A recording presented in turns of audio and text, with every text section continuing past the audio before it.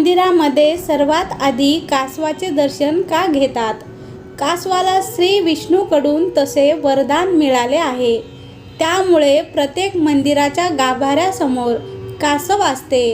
कासवाला सत्वगुणामुळे ज्ञान प्राप्त झाले आहे. कासव हे श्री विष्णू शरण आले होते. यामुळे कासवांची मान सदैव खाली वाकलेली असते अशी मान्यता आहे. त्यांचे लक्ष नेहमी देवतेच्या चरणाकडे असते. काही मंदिरांमध्ये कासवाची मान वर उचललेली दिसते. मान वर उचलणे म्हणजे कुंडलिनी जागृत होणे.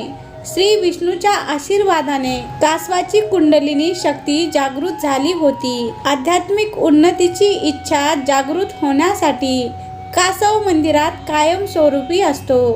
कासवाला नमस्कार करूनच मंदिराच्या गाभाऱ्यात प्रवेश करण्याची पद्धत आहे.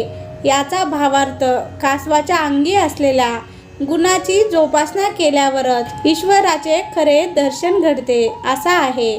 आपणास माहिती आहे का? कासव मादी ही आपल्या पिलांना कधी दूध पाजत नसते.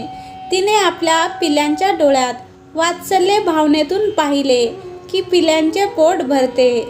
त्याप्रमाणे आपण मंदिरात देवाच्या दर्शनाला गेलो असता देवाने आपल्याकडे वात्सल्य भावनेने पाहावे. यामुळे न मागता आपल्या सर्व इच्छा पूर्ण व्हाव्या या उद्देशाने कासव मंदिरात देवाच्या समोर असते. कासव म्हणजे श्री विष्णूचा साक्षात कूर्म अवतार आहे. श्री विष्णूच्या आशीर्वादामुळे प्रत्येक मंदिराच्या गाभाऱ्यासमोर कासव असतो. यामुळे सर्वात प्रथम कासवाचे दर्शन घेतले जाते.